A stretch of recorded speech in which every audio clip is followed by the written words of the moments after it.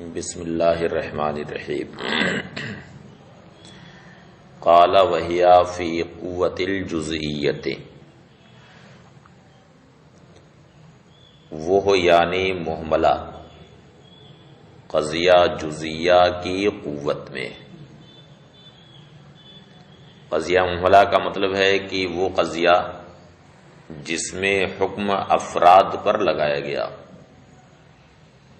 لیکن ان افراد کی مقدار کلن یا بعضاً بیان نہ کی گئی، مقدار کا بیان چھوڑ دیا گیا، تو ایسے قضیہ کو محملہ کہا جاتا ہے۔ جیسے کہا الانسان فی خسر، انسان گھاٹے میں، یعنی انسان کے افراد گھاٹے میں۔ اب سارے افراد یا بعض افراد اس کا ذکر نہیں کیا گیا ہے، مقدار کا بیان چھوڑ دیا گیا ہے، تو ایسے قضیہ کو محملہ کہا جاتا ہے۔ تو مصنف کہتے ہیں بلکہ یہ ساری کتابوں میں یہ چیز مذکور ہے کہ قضیہ محملہ قضیہ جزئیہ کی قوت میں، یعنی دونوں کے درمیان تلازم ہے۔ جب محملہ صادق آئے گا تو قضیہ جزئیہ صادق آئے گا، اور جب قضیہ جزئیہ صادق آئے گا تو قضیہ محملہ بھی صادق آئے گا۔ اس لیے کہ جب کہا الانسان فی خسر، انسان گھاٹے میں، تو اب ظاہر سی بات ہے کہ اس سے مراد یا تو سارے افراد ہوں گے یا بعض افراد مراد ہوں گے۔ اگر بعض افراد مراد ہیں یعنی بعض الانسان فی خسر، تب تو قضیہ جزئیہ بالکل واضح طور پر موجود ہے۔ اور اگر سارے افراد مراد ہیں کہ انسان کے سارے افراد گھاٹے میں ہیں، تو جب یہ کہنا صحیح ہے کہ انسان کے سارے افراد گھاٹے میں ہیں، تو یہ بھی کہنا صحیح ہے کہ انسان کے بعض افراد گھاٹے میں ہیں، اس لیے کہ کل میں بعض موجود ہیں۔ تو معلوم ہوا کہ جب محملہ صادق آئے گا تو جزئیہ بھی صادق آئے گا۔ اسی طرح سے جب جزئیہ صادق آئے گا تو محملہ بھی صادق آئے گا، اس لیے کہ جب کہا کہ بعض الانسان فی خسر، بعض انسان گھاٹے میں، تو انسان کے بعض افراد پر جب یہ حکم لگایا گیا کہ وہ گھاٹے میں ہیں، تو انسان کے مطلق افراد پر بھی یہ حکم ہوا، اس لیے کہ بعض افراد کے ضمن میں مطلق افراد بھی موجود ہیں۔ تو معلوم ہوا کہ جہاں جزئیہ صادق آئے گا وہاں محملہ بھی صادق آئے گا، تو ان دونوں کے درمیان تلازم ہے۔ جہاں ایک صادق آئے گا وہاں دوسرا صادق آئے گا۔ عبارت دیکھیے، قال وہیا فی قوت الجزئیہ، اور وہ یعنی محملہ جزئیہ کی قوت میں، لِأَنَّهُ مَتَى صَدَقَ قَوْلُنَا الْإِنسَانُ فِي خُسْرٍ، اس لیے کہ جب ہمارا قول الانسان فی خسر صادق آئے گا تو بعض الانسان فی خسر بھی صادق آئے گا، وبالعکس، اور اس کے برعکس بھی۔ بعض الانسان فی خسر جب صادق آئے گا تو الانسان فی خسر بھی صادق آئے گا۔ اقول المحملۃ فی قوت الجزئیہ، محملہ جزئیہ کی قوت میں، بمعنی انہما متلازمان، اس معنی کر کے کہ دونوں میں تلازم ہے۔ فَإِنَّهُ مَتَى صَدَقَتِ الْمُحْمَلَةُ صَدَقَتِ الْجُزْئِيَّةُ، اس لیے کہ جب محملہ صادق آئے گا تو جزئیہ بھی صادق آئے گا، وبالعکس، اور اس کے برعکس بھی، یعنی جب جزئیہ صادق آئے گا تو محملہ بھی صادق آئے گا۔ فَإِنَّهُ إِذَا صَدَقَ قَوْلُنَا الْإِنسَانُ فِي خُسْرٍ، صدقہ بعض الانسان فی خسر، اس لیے کہ جب ہمارا قول الانسان فی خسر صادق آئے گا تو بعض الانسان فی خسر بھی صادق آئے گا، وبالعکس اور اس کے برعکس بھی، یعنی بعض الانسان فی خسر جب صادق آئے گا تو الانسان فی خسر بھی صادق آئے گا۔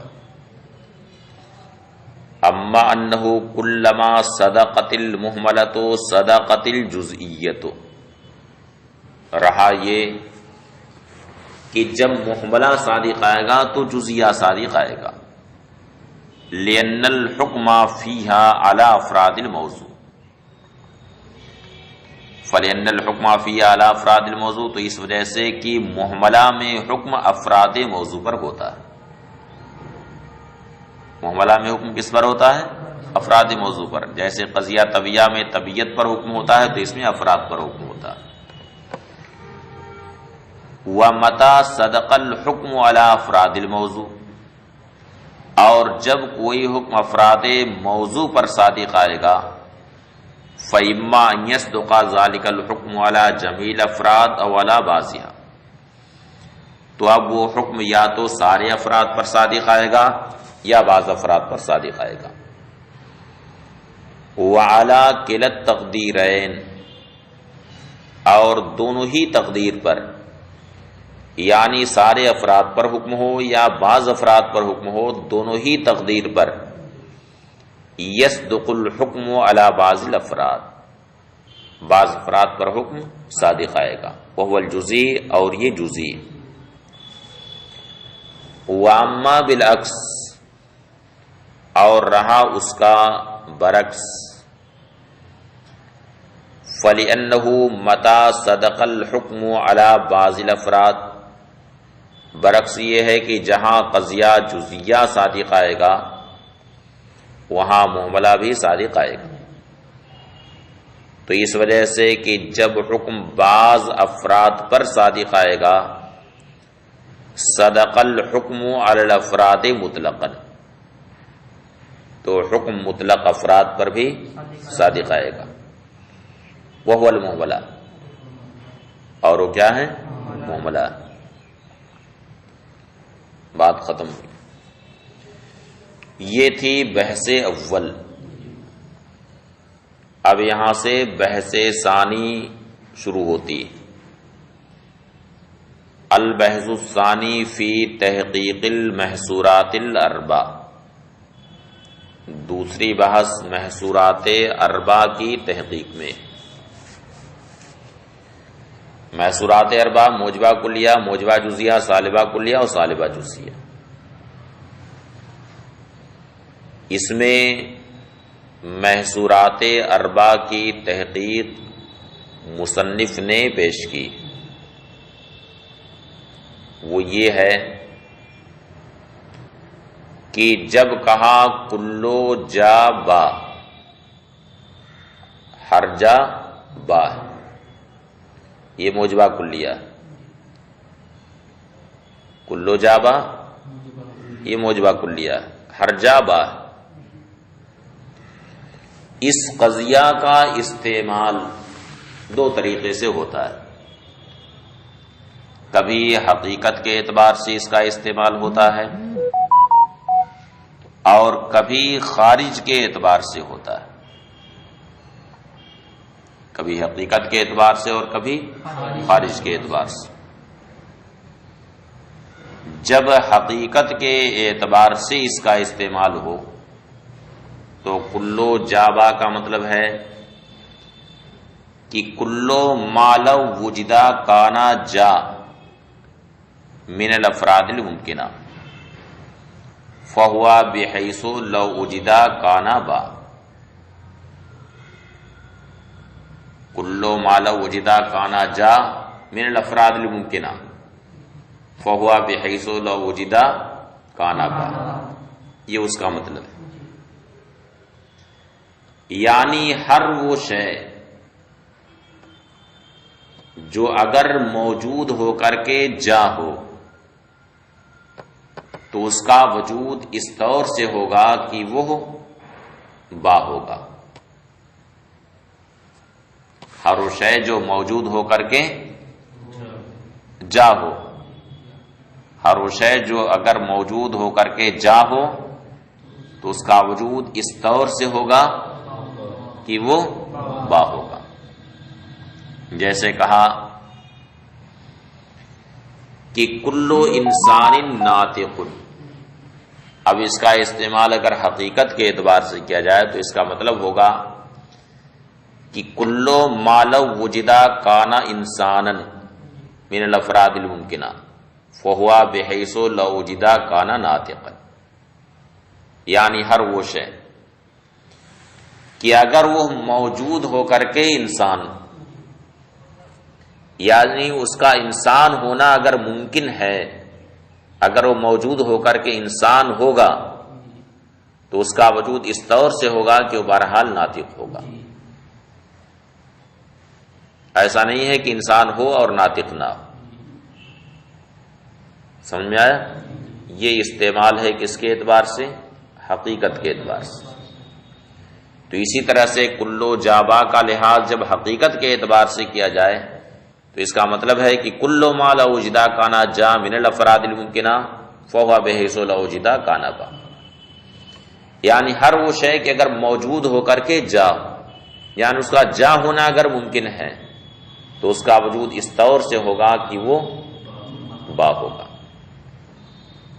سمجھ گئے؟ یہ استعمال کس اعتبار سے ہے؟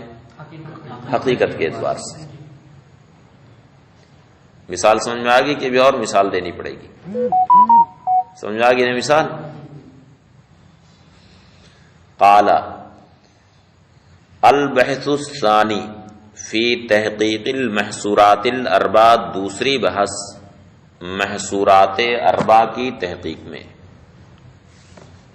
قولنا کلو جابا یستعمل تارتن بحسب الحقیقت، ہمارا قول کلو جابا اس کا استعمال کبھی حقیقت کے اعتبار سے ہوتا ہے اور اس کا معنی ہے کلو ما لو وجدا کانا جا من الافراد الممکنہ فہوا بحیث لو وجدا کانا با، یعنی ہر وہ شے کہ اگر وہ موجود ہو کر کے جا افراد ممکنہ میں سے، یعنی جس کا جا ہونا ممکن ہے، تو اس کا وجود اس طور سے ہوگا کہ کانا با، وہ کیا ہوگا؟ با ہوگا. سمجھ گئے؟ جیسے کہا جائے کلو انسان ناطق تو اس کا مطلب ہے کہ کلو ما لو وجدا کانا انسانا من الافراد الممکنہ فہو بحیث لو وجدا کانا ناطقا، یعنی ہر وہ شے کہ اگر وہ موجود ہو کر کے انسان ہو، اس کا انسان ہونا اگر ممکن ہے، اگر موجود ہو کر کے اس کا انسان ہونا ممکن ہے تو بہرحال وہ ناطق ہوگا.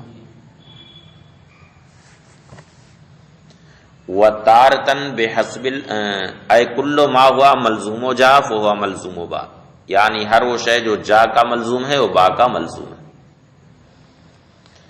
وَتَارَةً بِحَسْبِ الْخَارِج، اور کبھی کبھی کلو جا با کا اعتبار خارج کے لحاظ سے ہوتا ہے، اس کو خارج کے اعتبار سے دیکھا جاتا ہے. تو اس اعتبار سے کلو جا با کا مطلب ہوا کہ کلو جا فی الخارج فہو با فی الخارج، کہ خارج میں جو جا ہے وہ خارج میں با ہے. وَتَارَةً بِحَسْبِ الْخَارِج، اور کبھی کبھی خارج کے لحاظ سے اس کا اعتبار ہوتا ہے، وہ معنی ہو، اور اس کا معنی ہے کہ کلو جا فی الخارج، یعنی ہر وہ شے جو خارج میں جا ہے، سواء کانا حال الحکم، خواہ وہ جا حکم لگانے کے وقت ہو او قبل ہو، یا حکم لگانے سے پہلے، او بعد ہو، یا حکم لگانے کے بعد، فہوا با فی الخارج، تو خارج میں بہرحال با ہے. اقول قد عرفت انا للحملیت طرفین، شارح کہتے ہیں کہ آپ یہ جان چکے ہیں کہ قضیہ حملیہ کے دو طرف ہیں، یعنی دونوں کنارے میں ایک ایک چیز. طرف اول کو محکوم علیہ کہا جاتا ہے جسے موضوع کہتے ہیں، اور دوسرے طرف کو محکوم بہی اور محمول کہا جاتا ہے۔ تو مناطقہ کی یہ عادت ہے کہ یہ لوگ موضوع کی تعبیر جا سے اور محمول کی تعبیر با سے کرتے ہیں، یعنی موضوع کے لیے بھی یہ لوگ ایک کوڈ کا استعمال کرتے ہیں اور محمول کے لیے بھی ایک کوڈ کا استعمال کرتے ہیں۔ تو موضوع کے لیے جا استعمال کرتے ہیں اور محمول کے لیے با استعمال کرتے ہیں۔ ہر زبان میں کوڈ استعمال کرنے کا مزاج ہوتا ہے نا، بلکہ زیادہ تر تو کوڈ ہی کا استعمال ہوتا ہے۔ سرکاری غیر سرکاری دونوں میں آپ دیکھیں کہ مختصر الفاظ کا استعمال بہت زیادہ ہوتا ہے اور تشریح کی جائے تو بہت لمبا ہو جاتا ہے۔ اقول قد عرفتا، تو اب انوں کی عادت ہے کہ موضوع کی تعبیر یہ لوگ جا سے اور محمول کی تعبیر با سے کرتے۔ اقول قد عرفتا انا للحملیت طرفین، آپ جان چکے ہیں کہ حملیہ کے دو طرف، احدہما ان میں سے ایک، وہو المحکوم علیہ، ان میں سے ایک جو محکوم علیہ ہے، یسمى موضوعا، اس کا نام موضوع رکھا جاتا ہے، وثانیہما، اور دوسرا جو محکوم بہی ہے، وہو المحکوم بہی، یسمى محمولا، جو محکوم بہی ہے اس کا نام محمول رکھا جاتا ہے۔ فعلم ان عادت القوم قد جرت بانہم یعبرون عن الموضوع بجا وعن المحمول ببا، تو جان لو کہ قوم کی یہ عادت جاری ہے کہ یہ لوگ موضوع کی تعبیر جا سے اور محمول کی تعبیر با سے کرتے ہیں، یہاں تک کہ یہ لوگ جب کہتے ہیں کلو جابا، ہر جابا ہے، فکانہم قالوا کلو موضوع محمول، تو کلو جابا کہہ کر کے گویا یہ مراد لیتے ہیں کہ ہر موضوع محمول ہے، اس لیے کہ موضوع کی تعبیر جا سے کیا اور محمول کی تعبیر با سے کیا۔ اب یہ کام یہ لوگ کیوں کرتے ہیں؟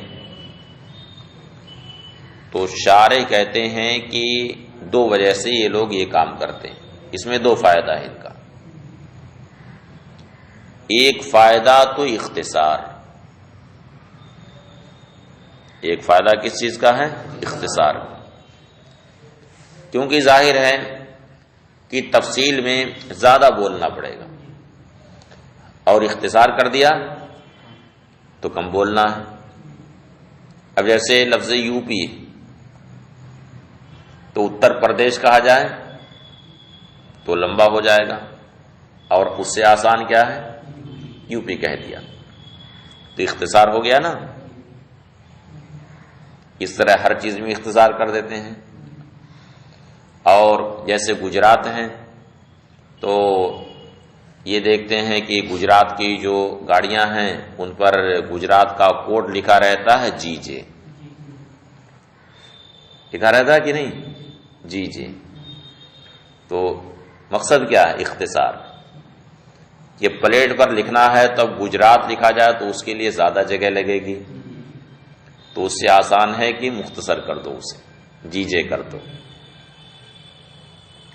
تو یہاں بھی ایک تو مقصد ان کا اختصار کا، کیونکہ ظاہر سی بات ہے کہ کلو موضوع محمولوں سے مختصر ہے کلو جابا۔ اور دوسرا فائدہ یہ ہے کہ اگر ہر جگہ موجبہ کلیہ کی مثال مثلا کلو انسان حیوان ہی لائی جائے، ہر جگہ بس اسی مثال کو ذکر کریں، تو اب بہت سارے لوگوں کو یہ وہم ہونے لگے گا کہ موجبہ کلیہ بس ایک ہی ہے، پوری منطق میں موجبہ کلیہ بس ایک ہے، کلو انسان حیوان، سارے موجبہ کلیہ بس اسی ایک میں سمٹ گئے ہیں، اسی میں منحصر، اس لیے کہ کبرا میں پڑھا تو وہی کلو انسان حیوان، مرقات میں پڑھا وہی کلو انسان حیوان، پھر اس کے بعد شرح تہذیب کا نمبر آیا، اس میں بھی کلو انسان حیوان۔ تو اب ہر جگہ اگر وہی ایک مثال لائی جائے کلو انسان حیوان، تو وہ بہت سارے ذہنوں میں یہ وہم ہونے لگے گا کہ سارے موجبہ کلیہ اسی ایک مثال میں منحصر، حالانکہ ایسا نہیں۔ تو اس وجہ سے ہر قسم کے مادے سے خالی کر لیا اس کو موجبہ کلیہ، اور یہ تنبیہ کر دی کہ جہاں بھی موجبہ کلیہ کا مفہوم پایا جائے گا، اس کا معنی پایا جائے گا، تو موجبہ کلیہ صادق آئے گا، چاہے کلو انسان حیوان کا مادہ ہو، چاہے کلو جابا کا ہو، یا کلو انسان ناطقن کا ہو، یا کلو کاتبین انسان کا ہو، کوئی بھی مادہ ہو، جہاں موجبہ کلیہ کا معنی پایا جائے گا وہاں پر یہ قضیہ صادق آئے گا۔ سمجھ میں آیا؟ وَإِنَّمَا فَعَلُوا ذَلِكَ لِفَائِدَتَيْنِ، اور یہ کام ان لوگوں نے دو فائدے کی وجہ سے کیا ہے۔ احداہما الاختصار، ایک فائدہ اختصار، فَإِنَّا قَوْلَنَا كُلُّ جَابَا، اس لیے کہ ہمارا قول کلو جابا اخصر من قولنا کلو انسان حیوان، وہ ہمارے قول کلو انسان حیوان سے مختصر ہے، مثلا وہو ظاہر، اور یہ بالکل ظاہر بات ہے۔ وثانیہما دفع توہم الانحصار، دوسرا فائدہ انحصار کے وہم کو دور کرنا۔ فإنہم لو وضعوا للموجبۃ الکلیۃ مثلا قولنا کل انسان حیوان، اس لیے کہ اگر یہ لوگ موجبہ کلیہ کے لیے مثلا ہمارے قول کل انسان حیوان کو ہی وضع کر دیتے، واجروا علیہ الاحکام، اور اس پر احکام جاری کرتے، امکنا ان یذهب الوہم الی ان تلک الاحکام انما ہی فی ھذہ المادۃ، تو یہ وہم اس بات کی طرف جا سکتا تھا کہ وہ سارے احکام بس اسی مادے میں، سارے احکام بس اسی مادے میں، دون الموجبات الکلیات الاخر، یعنی دوسرے موجبہ کلیہ اب نہیں پائے جاتے۔ فَتَصَوَّرُوا مَفْهُومَ الْقَضِيَّةِ، یہی وجہ ہے کہ ان لوگوں نے قضیہ کے مفہوم کا تصور کیا، وَجَرَّدُوهَا مِنَ الْمَوَادِ، اور ہر طرح کے مادوں سے قضیہ کو خالی کر لیا، وَعَبَّرُوا عَن طَرْفَيْهَا بِجَاوَبَا، اور اس کے طرفین یعنی موضوع اور محمول کی تعبیر جا اور با سے کر دی، تنبیہاً علی ان الاحکام الجاریۃ علیہا شاملۃ لجمیع جزیاتہا، اس بات پر تنبیہ کرنے کے لیے کہ جو احکام اس قضیہ پر جاری ہوتے ہیں وہ احکام سارے جزیات کو شامل ہیں، قضیہ پر جو احکام جاری ہوتے ہیں وہ احکام سارے جزیات، یعنی قضیہ کے جتنے بھی جزیات ہیں سب کو احکام شامل ہوں گے، غیر مقصورۃ البعض دون البعض، ایسا نہیں ہے کہ وہ احکام صرف بعض ہی میں منحصر ہوں، بعض ہی کے ساتھ خاص ہوں، دون البعض، اور بعض کے ساتھ نہ پائے جائیں۔ کما انہم فی قسم التصورات اخذوا مفہومات الکلیات الخمس، جیسا کہ ان لوگوں نے تصورات کی قسم میں کلیات خمسہ کے مفہومات کو لے لیا ہے۔ کلیات خمسہ یعنی نو جنس فصل خاصہ عرضیہ، ان کے مفہومات کو لے لیا، من غیر اشارت الی مادۃ من المواد، بغیر کسی مادے کی طرف اشارہ کیے، وبحثوا عن احوالها بحثا متناولا لجميع طبائع الاشیاء، یعنی ہر طرح کے مادے سے خالی کر لیا، بغیر کسی مادے کی طرف اشارہ کیے ہوئے محض کلیات خمسہ کے مفہومات کو لے لیا، اور ان کے احوال سے ایسی بحث کی جو بحث ساری طبائع اشیاء کو شامل ہے، جو بحث ساری طبائع اشیاء کو شامل ہے۔ اب مثلا نو کا ایک مفہوم لے لیا، کہ نو وہ کلی ہے جو کثیرین متفقین بالحقیقت پر ما ہوا کے جواب میں بولی جائے. ایک مفہوم لے لیا. اب اس مفہوم سے بحث شروع کر دی اور ایسی بحث کی ہے جو ساری ماہیتوں کو شامل ہے. انسان ہو وہ بھی ایک نوع ہے، فرس ہو وہ بھی ایک نوع ہے، حمار ہے وہ بھی ایک نوع ہے، کلب ہے وہ بھی ایک نوع ہے، اسد ہے وہ بھی ایک نوع ہے. تو محض مفہوم اس کا لے لیا، کلیات خمسہ کے مفہومات کو لے لیا. پھر ان مفہومات سے ایسی بحث کی ہے جو بحث سارے جزیات کو شامل. تو اسی طرح سے یہاں پر بھی موضوع اور محمول کا مفہوم لے لیا ہے، قضیہ کا مفہوم لے لیا ہے اور ایسی بحث کی ہے جو قضیہ کے سارے جزیات کو شامل.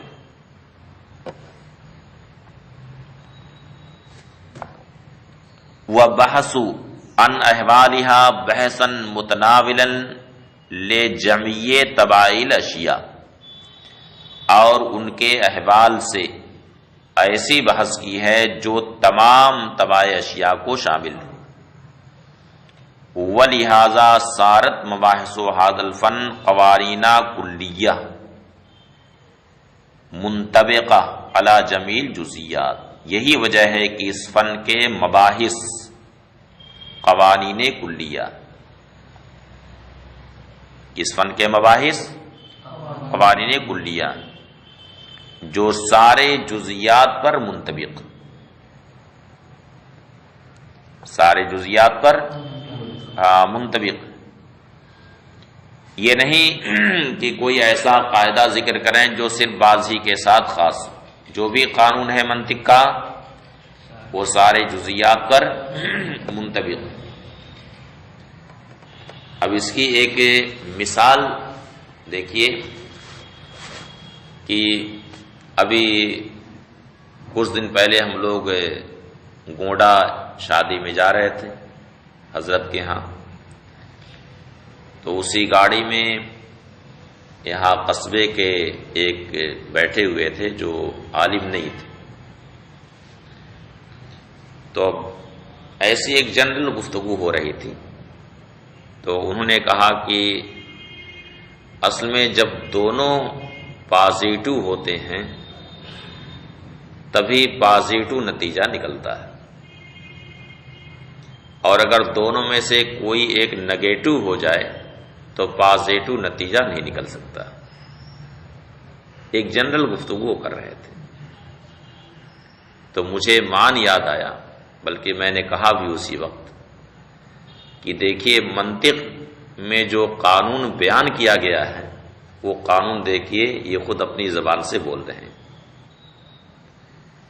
یہ جو اشکال اربع ہیں ان کو آپ دیکھیے کہ موجبہ کا نتیجہ اسی وقت نکلے گا جبکہ صغرا اور کبرا دونوں موجبہ ہوں، یعنی دونوں مقدمے پازیٹو ہوں تبھی پازیٹو نتیجہ نکلے گا. دونوں موجبہ ہوں گے تبھی موجبہ کا نتیجہ نکلے گا. اور اگر دونوں مقدموں میں سے کوئی ایک سالبہ ہو گیا، چاہے صغرا سالبہ ہوا یا کبرا سالبہ ہوا، تو موجبہ کا نتیجہ نہیں نکل سکتا، سالبہ کا نتیجہ تب نکلے گا. تو دونوں مقدمے مثبت ہوں گے تبھی مثبت نتیجہ نکلے گا، اور اگر دونوں میں سے کوئی ایک منفی ہو گیا تو نتیجہ مثبت نہیں نکل سکتا ہے، منفی ہی نتیجہ اس سے نکلے گا. تو منطق میں جو قانون بتا دیا گیا ہے دیکھیے یہ قانون اپنی زبان سے خود بول رہے ہیں. تو اس کے جو قوانین ہیں وہ قوانین کلی ہوتے ہیں جو سارے جزیات پر منطبق ہوتے ہیں. اسی لیے اس علم کو ضرور پڑھنا چاہیے، اس سے قوت استدلال پیدا ہوتی ہے، معاملات کو سمجھنے کی صلاحیت ہوتی ہے، دور اندیشی ہوتی ہے، گہرائی آتی ہے. اس لیے اس فن کو ضرور محنت سے پڑھنا چاہیے.